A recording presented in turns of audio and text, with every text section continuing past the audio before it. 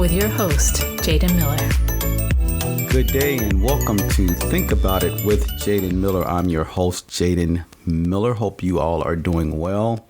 Hey, as I always state at the beginning of my podcast, and I probably do during the middle and the end too, please like, share, and subscribe on my YouTube channel, and like, comment, and follow on your favorite podcast platform.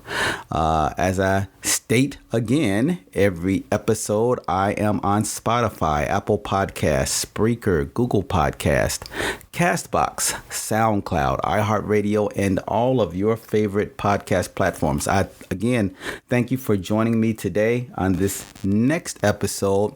So, as I began this podcast journey, I kind of started off as, wanting it to encompass a multitude of different topics or areas for discussion. And I think maybe that worked to some degree, but, I've heard from experts and others that state that you should find a niche, and I think I found mine. So I had a first season that had about 32 episodes, and now I have begun my second season. And so as I've thought about this whole niche thing,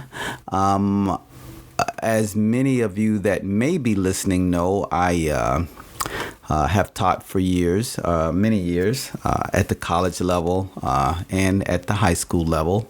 I am in grade school administration now, former member of law enforcement, retired.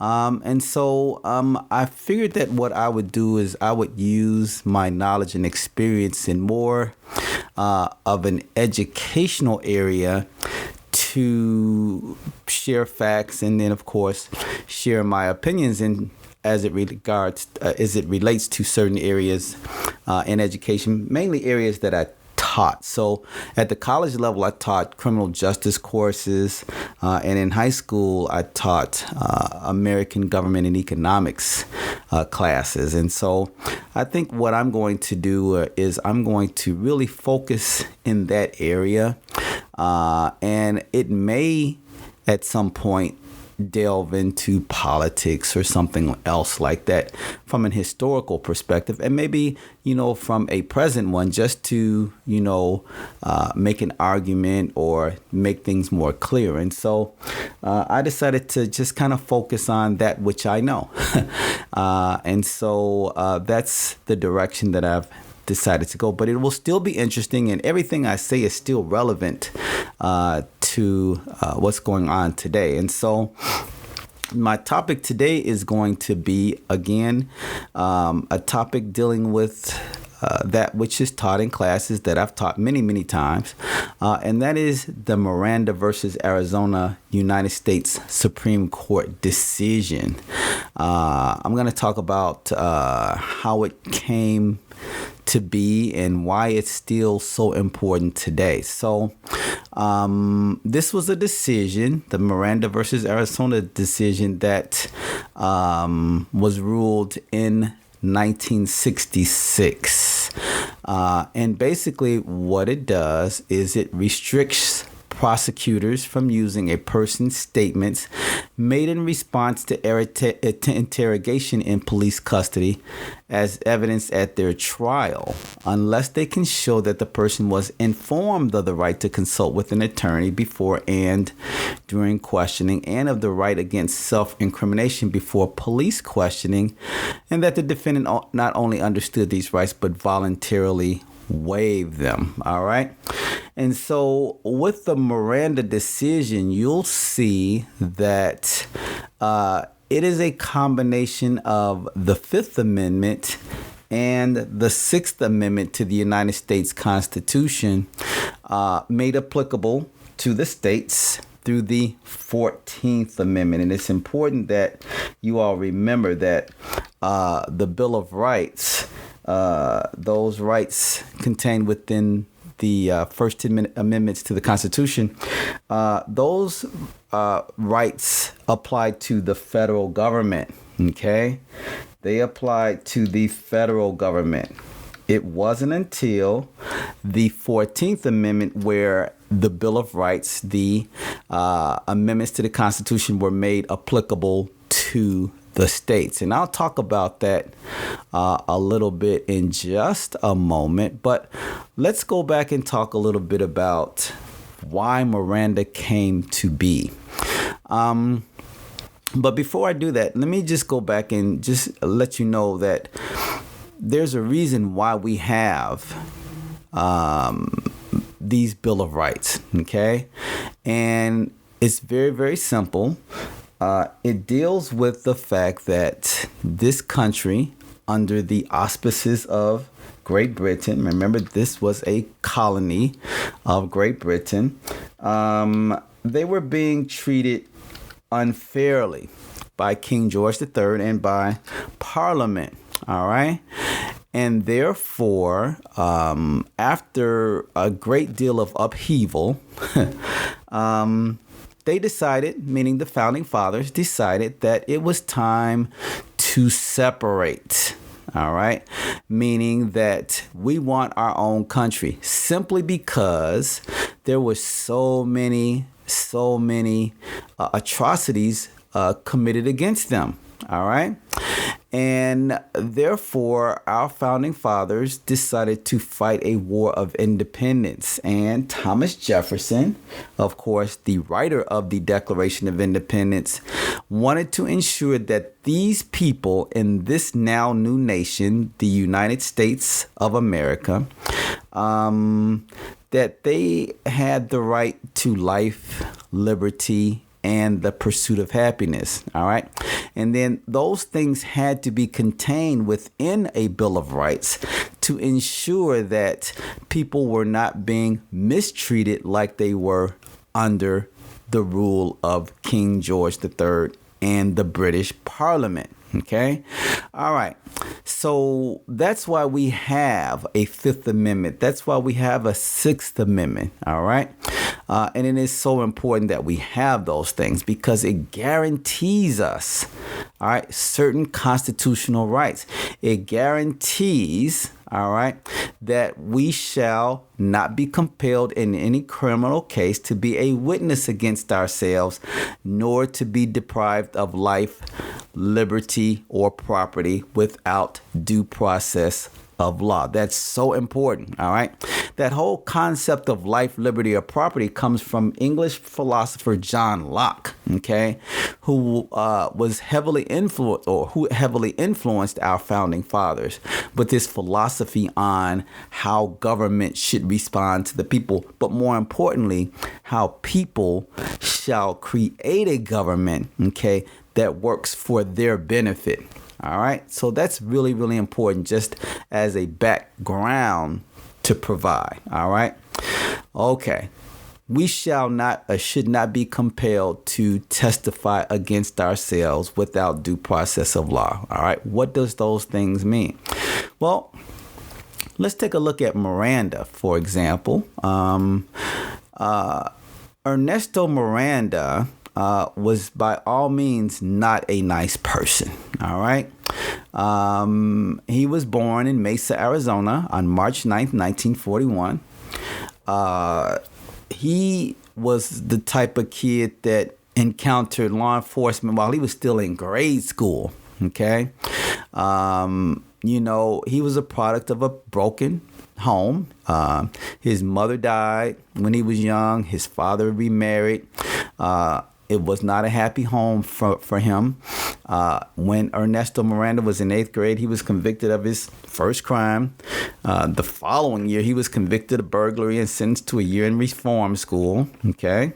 About a month after his release from reform school, and this was in about 1956, he was arrested and returned to reform school at the Arizona State Industrial School for Boys. After his second release, he moved to California. Shortly thereafter, moving to California, he was arrested for armed robbery and was accused of some sex offenses. Well, After living in California, Miranda became a drifter, moving throughout the Southwest and the Southeastern states. He was arrested in Texas for living on the street, arrested again in Nashville for driving a stolen car. And because he was driving this stolen car and crossed state lines, okay, he spent a year and a day in federal prison, okay? So it's really ironic, and it just so happened that his case, the Miranda versus Arizona case, was destined to make history and become a major part of our legal system. So, on March 13th, 1963, the police were looking for a suspect in connection with the kidnapping and rape of an 18-year-old young lady. She told police she was accosted by a Mexican man who wore glasses as she was leaving her job at a movie theater. Ernesto Miranda was accused of forcing her into his car, taking her into the desert, and criminally sexually assaulting her. All right.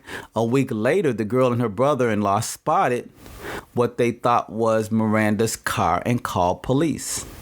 Well, this happened in Phoenix, Arizona. So Phoenix, Arizona police officers stopped and confronted Miranda. He voluntarily went to the police station with the police and participated in a lineup. Now, the victim was unable to identify Ernesto Miranda in the lineup, but the police told Miranda he had been positively identified by the victim. After 2 hours of interrogation, Miranda confessed to the crime. Now, later on, his confession, as it relates to his confession, he went back and said, well, no, it didn't happen that way. Okay.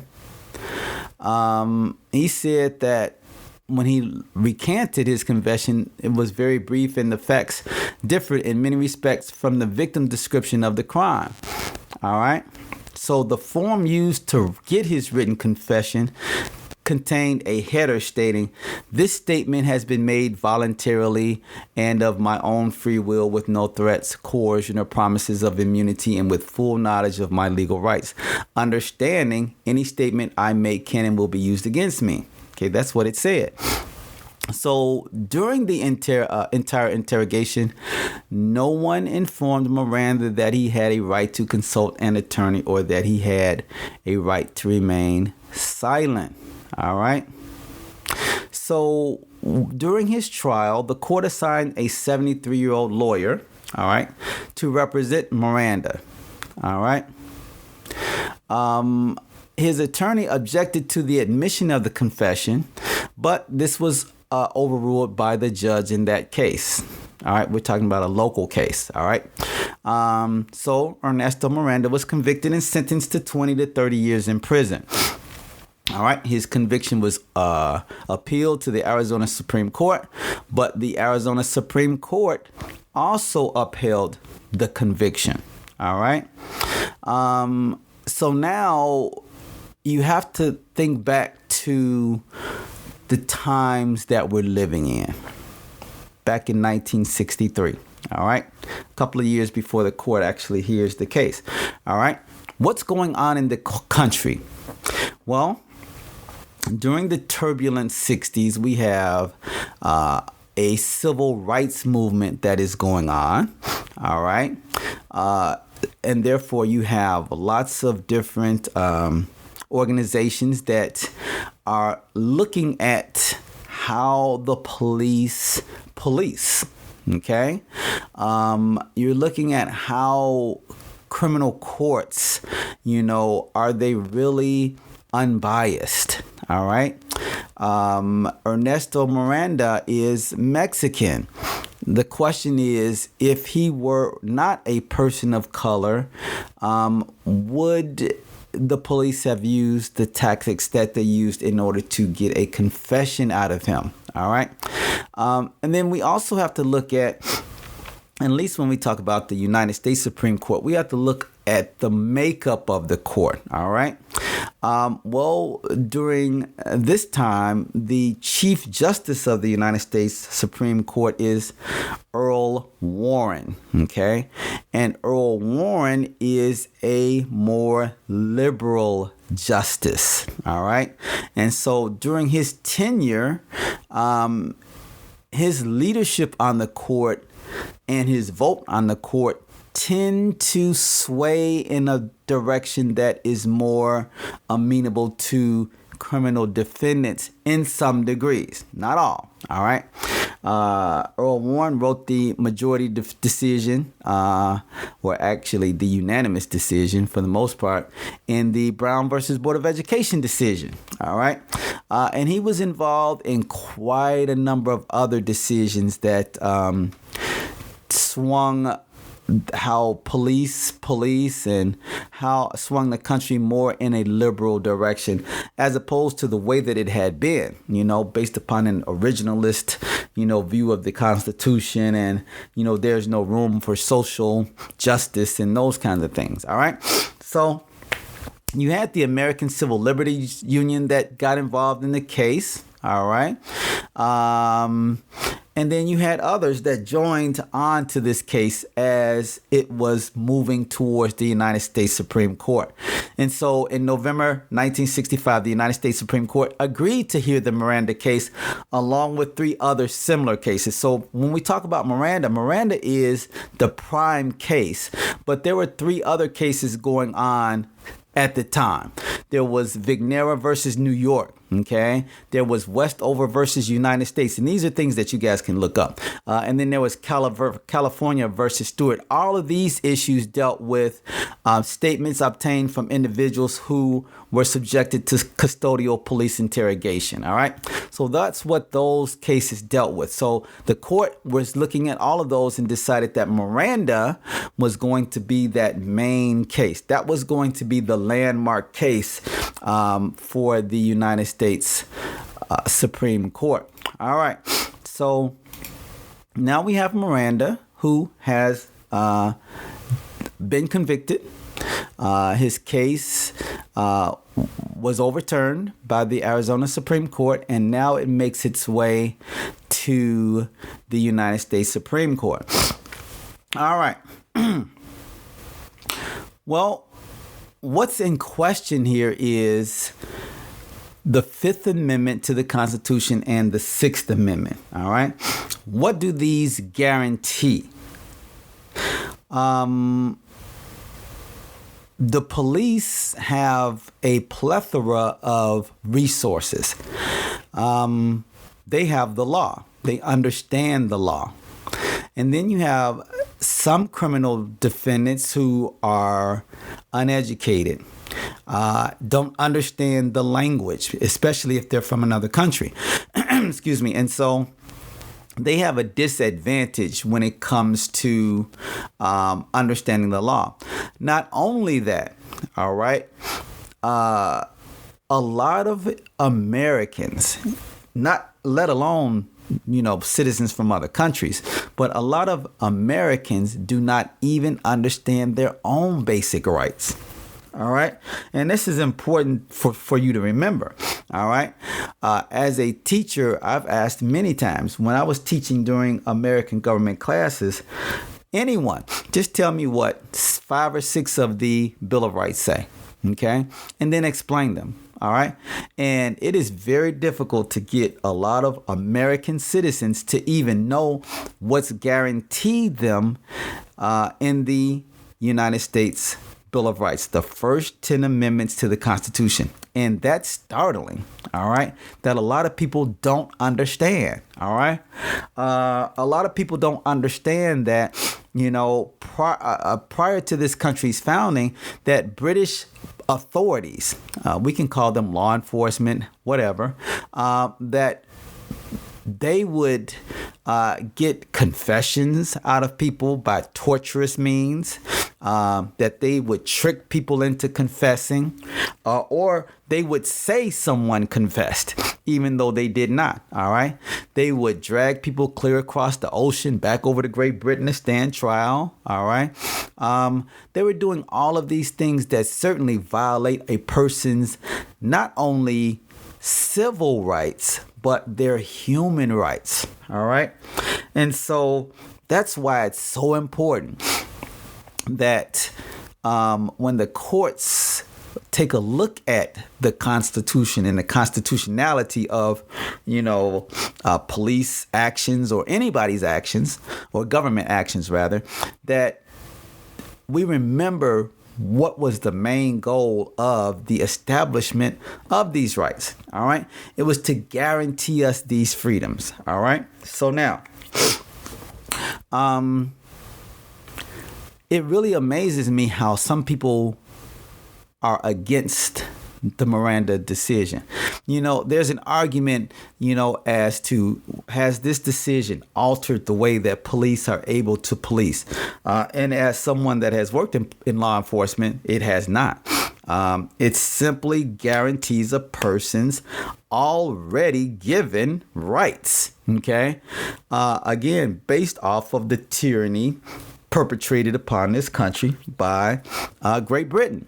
All right. So it's extremely important that we remember that and that we keep this in mind when we as a government, we as a people decide that we want to limit government actions. I think sometimes people forget that the government works for the people.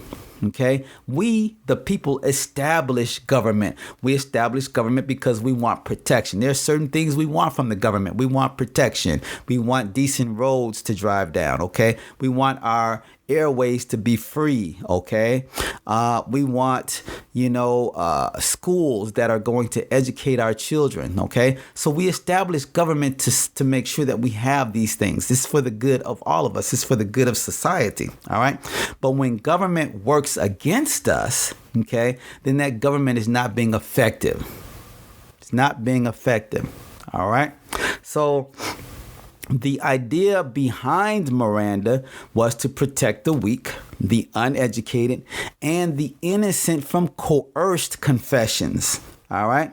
So the thing is, when we look at Great Britain and its rule over the 13 original colonies, you had British government, British government agents that were ugly acting. They were mean-spirited. I'll put it in today's terms. All right. Well, human beings have been human beings since the beginning of time. All right. And sometimes when you give people the authority of the state, including those that are in high government offices or law enforcement or what have you, that they will not act in the interest of the benefit of the people or the government, but they'll act in their own selfish interest. All right.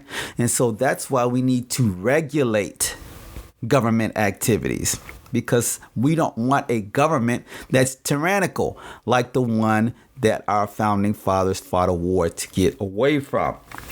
Again, very important for you all to remember. All right.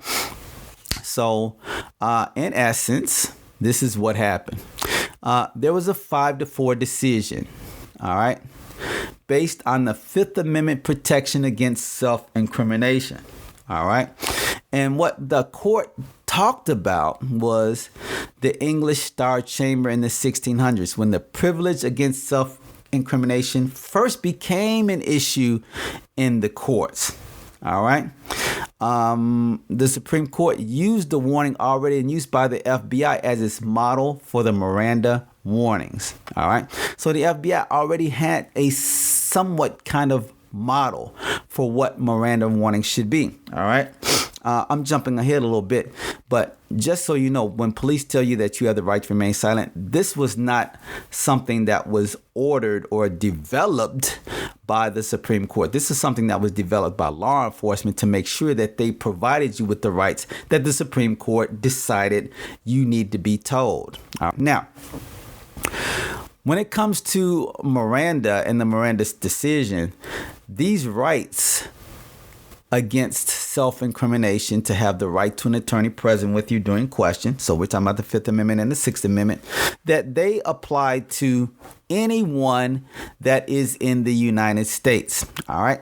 So now we have to go back to the 14th Amendment to understand why that's important. But before I do, let me go back and just give you a quick refresher of the Fifth Amendment. It simply says, no person shall be held to answer for a capital or otherwise infamous crime unless on a presentment or indictment of a grand jury, except in cases arising in the land or naval forces or in the militia, when in actual service in time of war or public danger, nor shall any person be subject for the same offense to be twice put in jeopardy of life or limb. That's the double jeopardy portion of the Fifth Amendment. All right.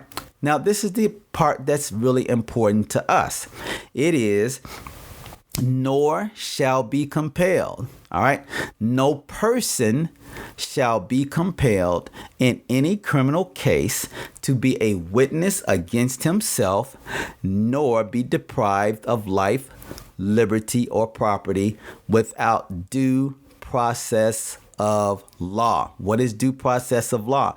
That means that in a criminal case, having a trial, all right, having the opportunity, all right, to have witnesses to come forward on your behalf, meaning that you are not responsible, okay, for testifying against yourself or bringing a case against yourself, that the state must have overwhelming evidence, all right, against you. All right, that you have the right to an attorney, as I've already mentioned, that, you know, if you don't have an attorney, then one can be provided for you. OK, that's all a part of due process. OK, meaning that they can't take you from, if the crime committed in California and it's a state crime, they can't try you in Mississippi. OK, all right.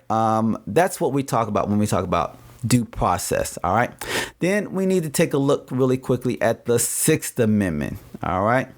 And in the Sixth Amendment, it says, in all criminal prosecutions, the accused shall enjoy the right to a speedy and public trial by an impartial jury of the state and district wherein the crime shall have been committed, which district shall have been previously ascertained by law, and to be informed of the nature and cause of the accusation. We're talking about due process. To be confronted with the witnesses against him, to have compulsory process for obtaining witnesses in his favor, and to have the assistance of counsel for his defense.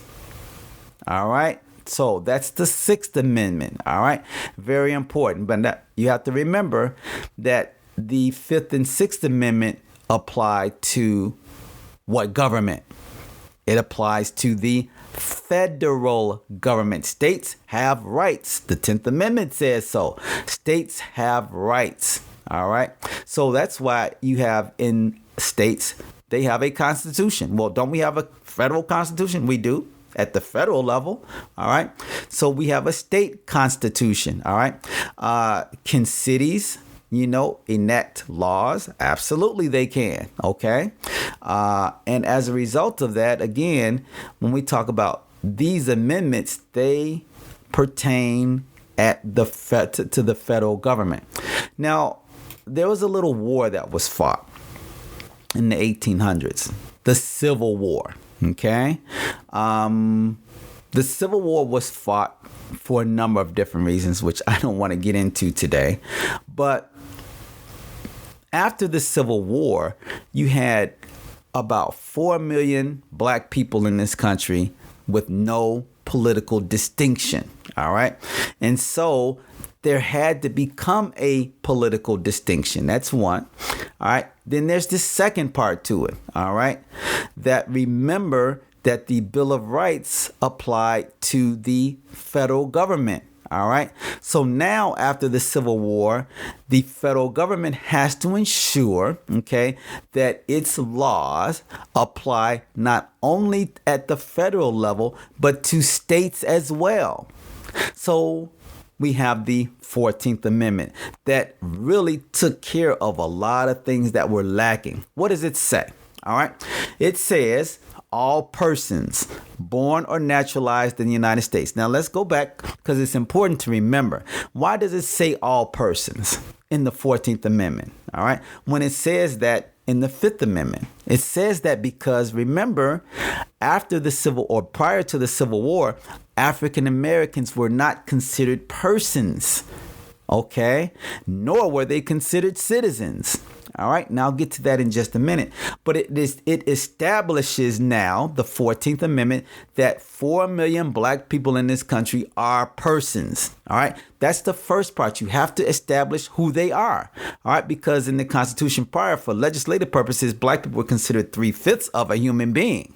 3/5, not a whole person. So now it establishes that all persons born, meaning if you were born in the United States, whether you were a slave or whatever, well, you're not a slave now because the 13th Amendment freed you, but you just didn't have a political distinction. All right. So now you are a person. All right. So it establishes that. And it establishes that if you were born here or naturalized in the United States, meaning that you maybe were brought here. All right. All right. And it goes on to say, the 14th Amendment, and subject to the jurisdiction thereof.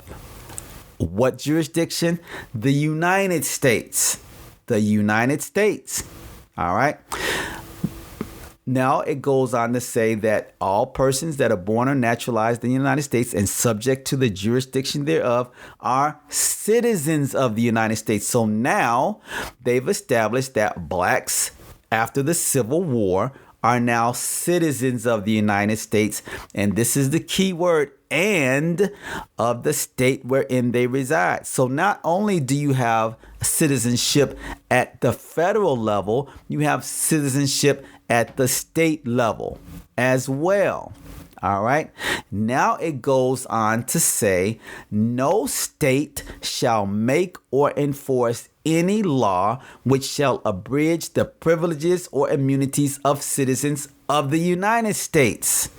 All right. No state shall make or enforce any law which shall abridge the privileges or immunities of citizens of the United States. So it simply means that now at the federal level, if there is a law at the federal level, okay, and that gives you privileges or immunities as citizens of the United States, that no state can abridge those, meaning they can't restrict those, make them smaller.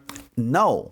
All right. It goes on to say, nor shall any state deprive any person of life, liberty, or property without due process of law. Where have you heard that before? You've heard that in the Fifth Amendment. All right. So why does it need to be repeated again? In the 14th Amendment, it says no person shall be compelled in the Fifth Amendment. No person shall be compelled in any criminal case against him. No person shall be compelled in any criminal case to be a witness against himself, nor be deprived of life, liberty, or property without due process of law. That's in the Fifth Amendment. Okay. It goes on again. It says, nor shall any state deprive any person. All right. Well, remember in the Fifth Amendment, it also says himself. Aren't women citizens? Okay. Well, if you weren't, now you are, according to the 14th Amendment. Nor shall any state deprive any person of life, liberty, or property without due process of law. That again makes the 14th Amendment, that makes the Bill of Rights, that makes the laws of the federal government applicable to these states as well. And then finally, this is important too, it says, nor deny to any person within its jurisdiction the equal protection of the laws. That means what's right for Ernesto Miranda is right for Earl Warren. Okay. It has to be equal protection. All right. No state shall deprive any of these things. All right. So that's why that's important. The Bill of Rights, those federal laws at the time, were made applicable to the states via the 14th Amendment. It says no state shall. All right. So now let's go back to Miranda. All right.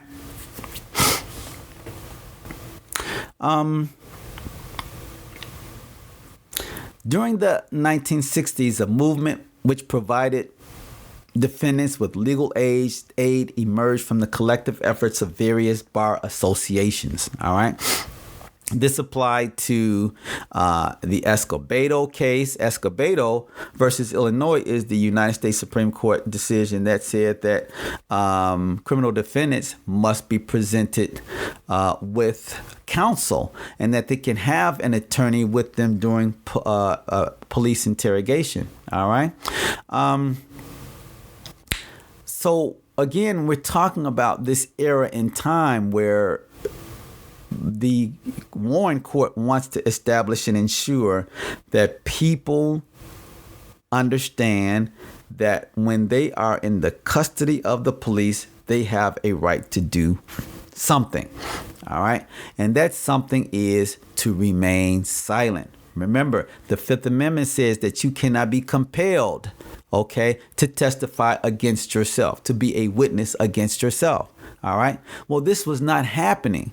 All right. So if you're ignorant and uneducated and the police are interrogating you for hours at a time, okay, and using language or using words that may trick you up because you're uneducated, is that fair? That is not fair. All right. So on June 13th, 1966, the Supreme Court issued a 5-4 decision in Miranda's favor that overturned his conviction and remanded his case back to Arizona for retrial. All right. The court ruled that because of the coercive nature of the custodial interrogation by police, okay, no confession could be admissible under the Fifth Amendment self-incrimination clause and the Sixth Amendment right to an attorney unless a suspect has been made aware of his rights and the suspect has then waived them.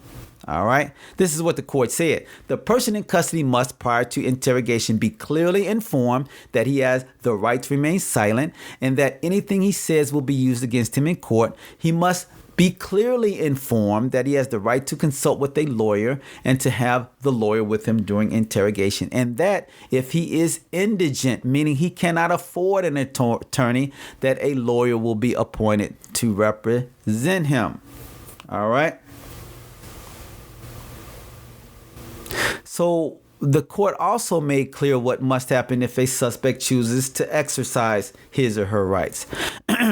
If the individual indicates in any manner at any time prior to or during question that he wishes to remain silent, the interrogation must end. It must stop. If the individual states that he wants an attorney, the interrogation must stop until an attorney is present. At that time, the individual must have an opportunity to confer with the attorney and to have him present during any questioning. All right.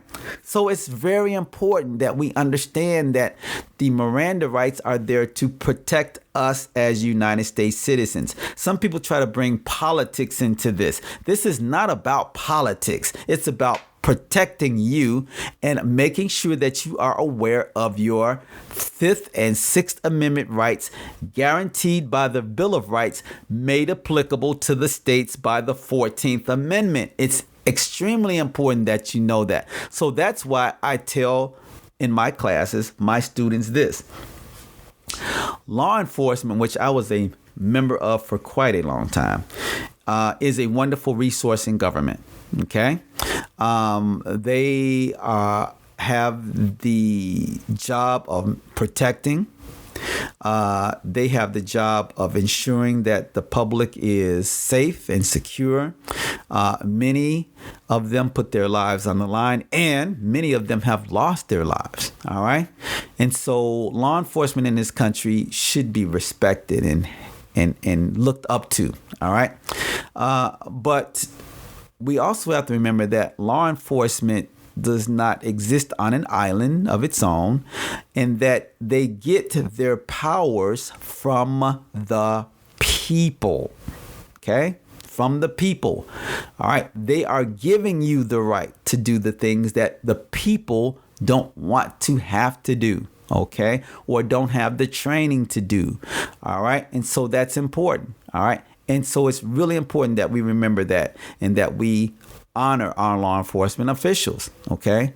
But then also we have to protect our rights. And sometimes our law enforcement officials, okay, go astray. Just like we have doctors that go astray. We have judges that go astray. We have attorneys that go astray. We have used car salesmen that go astray. Okay. We have people that live right next door to us that have been convicted of crimes go astray. All right. Because it's all human. All right. And so we have to make sure that we have laws. We have things written in place to curtail people back to where they should be, so that we don't have loss of life or loss of liberty or loss of property.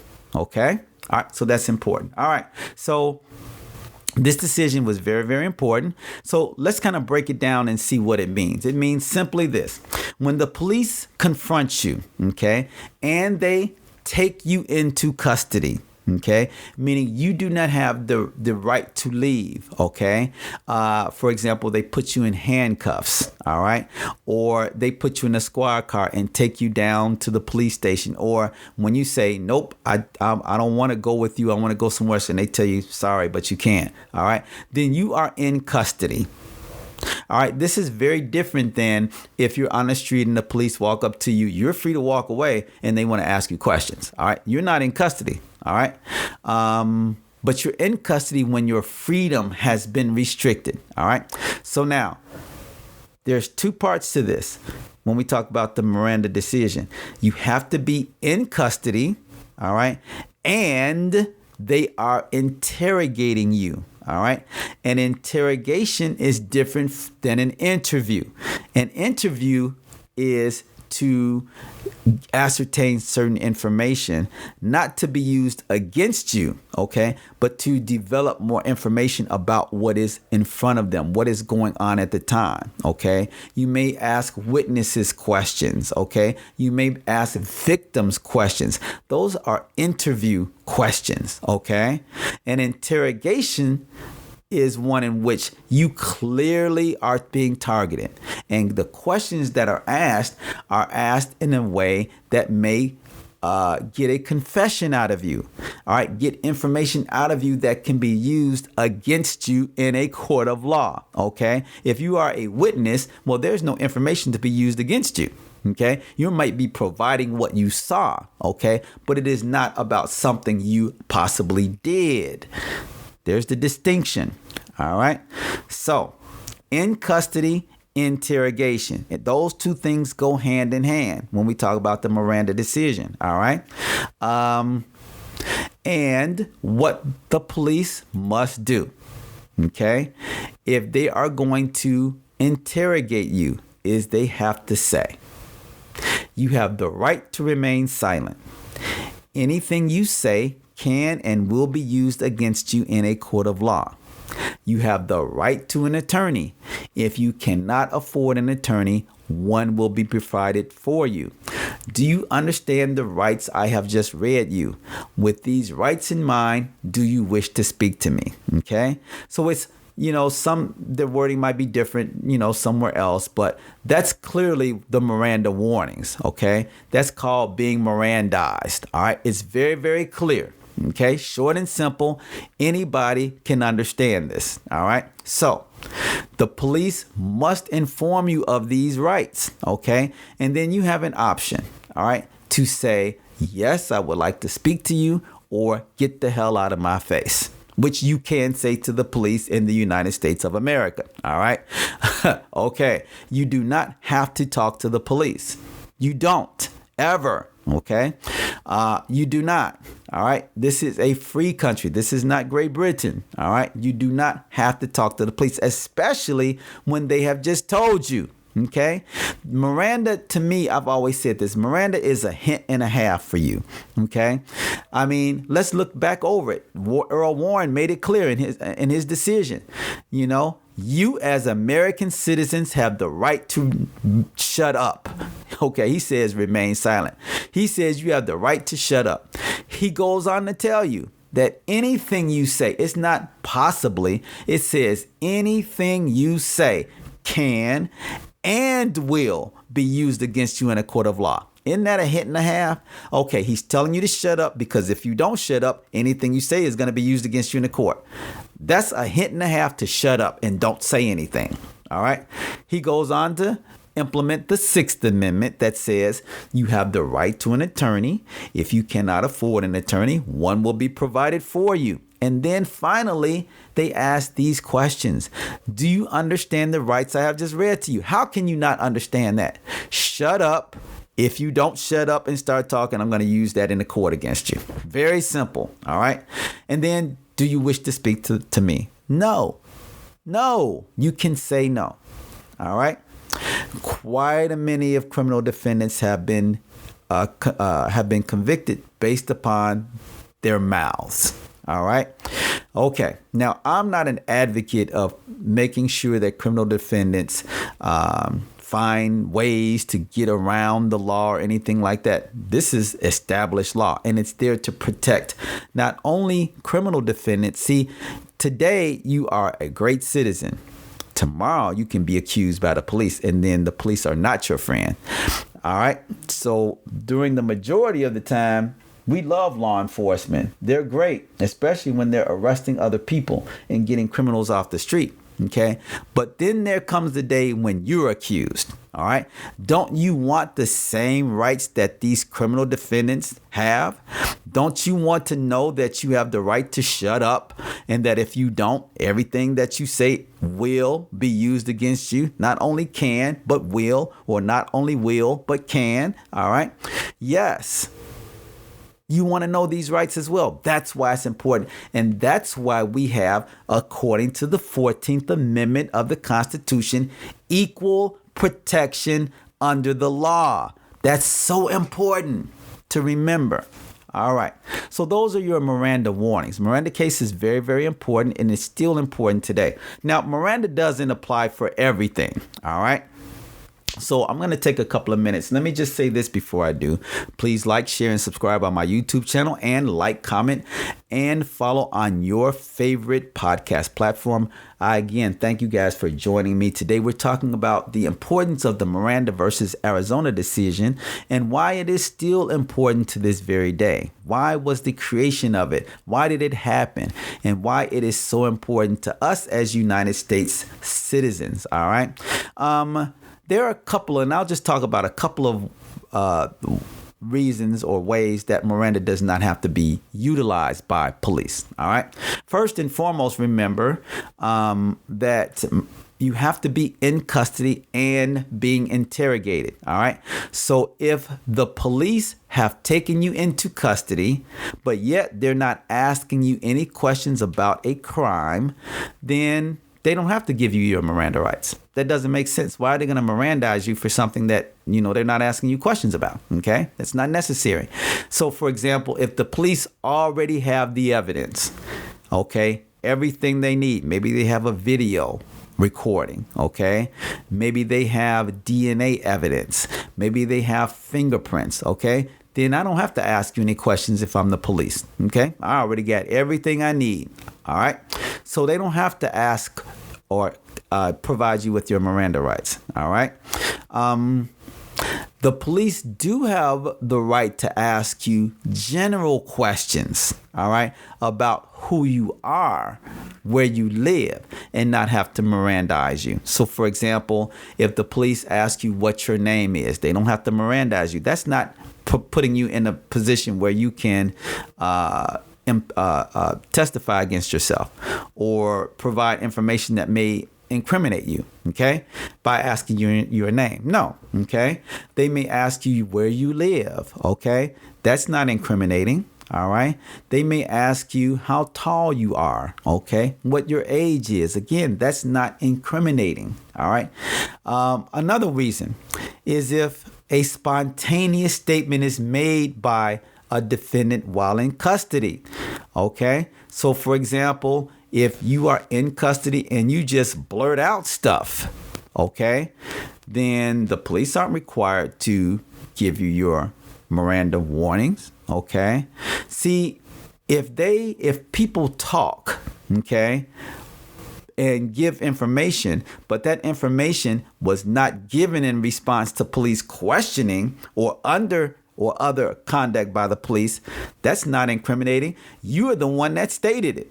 Okay, I didn't ask you any questions, okay? But yet you started talking, all right? You started saying these things, not as a result of my questions as a law enforcement officer. The police don't have to stop you and Mirandize you. If you walk into a police station and you are not in custody and you start admitting that you killed this person or that you committed this crime, the police do not have to stop you and tell you your Miranda rights. Okay, that's because you have freely come in and given information. All right. And then there's another when there is a public safety exception to the requirement to provide Miranda warnings. For example, let's say that there is a gun that's in an unattended location, okay, and children or the public, have access to it, then that presents a public safety exception. So I'll give you an example. There's a case called New York versus Quarles, all right? And in that case, the criminal defendant had committed a sexual assault against a woman. He was in pursuit of the police. In other words, he ran from the police. The police were chasing him. He placed the gun in a supermarket. He ran into in a grocery store, and he hid the gun in some kind of carton or something like that, some kind of box. And now, what do you have in a grocery store? You have people, you have children, you have adults, okay? Well, this gun is a part of a criminal case now, so it's evidence, all right? And then there's the safety part of it. What if some little kid walks past it and sees it and says, "Oh, mommy, look at this toy," and picks it up and shoots it, and it shoots himself or herself or somebody else, okay? Well, the police don't have to stop you, the criminal defendant, and say, "Okay, I'm going to ask you your Miranda rights," which could take a couple of minutes, okay? And yet minutes are critical, and then somebody finds the gun and harms someone else or takes it for their own reasons, okay? So in cases like that, there is a public safety exception to the Miranda warnings, all right? Okay. That was a mouthful. That's a lot of information. Miranda has been attacked over the years. Of course, there are conservative individuals who, and when I say conservative individuals, I'm talking about members of the court, former members. Some of them have died. So there was Antonin Scalia. He was a member of the court. He was more of a conservative justice. He felt that Miranda handcuffed the police and that it should not have been in existence. And again, I feel as though Miranda helps the police. It helps us as citizens. It's not so much about helping the police in terms of their criminal cases. It's to protect the rights of the United States citizens. That's the most important thing that I want you all to take away from the importance of the Miranda decision.